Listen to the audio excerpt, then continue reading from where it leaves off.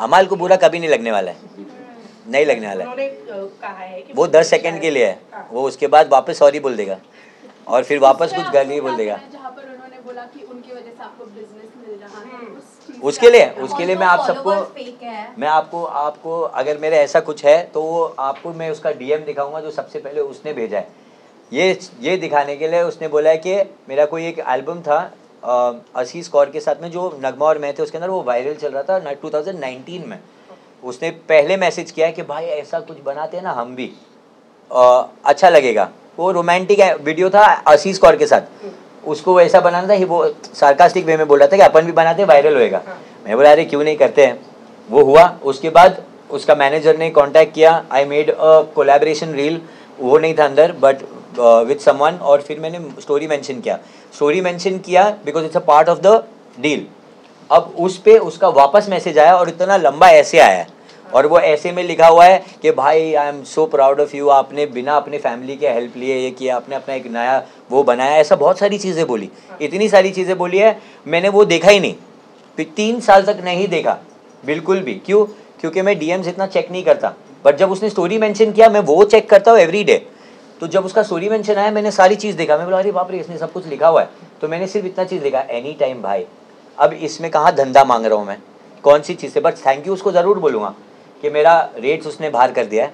तो आप लोग जो मेरे साथ काम करना चाहते हो बिंदास, मेरा रेट आउट हो चुका है। अमाल के साथ तो काम नहीं करूँगा, ये पक्का है। एंड डब्बू अंकल प्लीज़ आपको सॉरी बोलने की ज़रूरत नहीं है, आपने कुछ नहीं किया है। Armaan is a very good guy, आप लोग ने कुछ नहीं किया, it's between me and him. I also still don't know उसने क्यों बोला ये बात, कौन सा मैंने उसकी चीज़ें चुरा ली है, क्या हुआ है मुझे कुछ नहीं मालूम, वो क्यों मेरे बारे में इतना कुछ बोल रहा है मेरे को अब तक नहीं समझ में आया।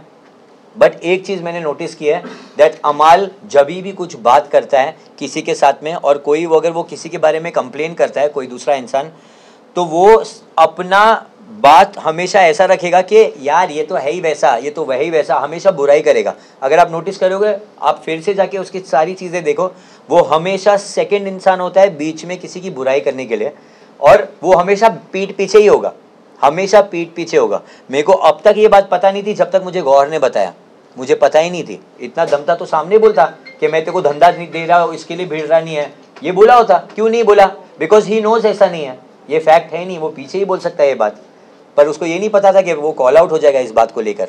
दैट्स द रीज़न वो अभी वो बनने की कोशिश कर रहा है कि हाँ बुरा तो लग रहा है, पर अंदर सोच रहा है थैंक गॉड निकला है, क्योंकि अभी मेरी वाट लगाने वाला था, गौहर ने बोल दी तो ये पूरा पंपटा भी इसको सुलाने वाला था हमेशा के लिए।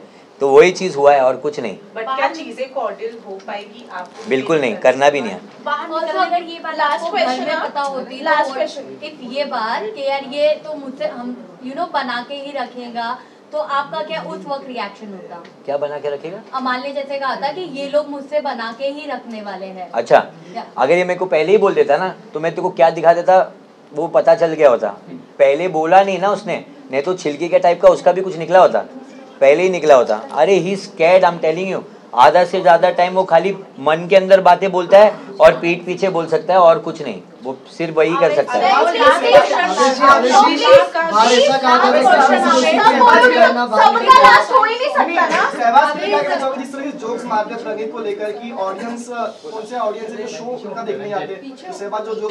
शहबाज जोक मारता है, वो जोक है, आप लोगों को जोक लगता है वो, मुझे तो 1 रुपए का भी जोक नहीं लगता है। हाँ, वो जोक है ही नहीं, वो पोक है, वो हमेशा सिर्फ पोक करता है। वो आया है और वो दिखाता है कि वो जोक मार रहा है, उसके कोई भी जोक नहीं है। जोक थे तो शहनाज के थे, ये उसकी परछाई भी नहीं है। बट आवेश बाहर निकलने बाद क्लिप आपने देखा, मैं कब से बोल रही हूं, नहीं प्लीज कब से बोल रही हूं ना, प्लीज।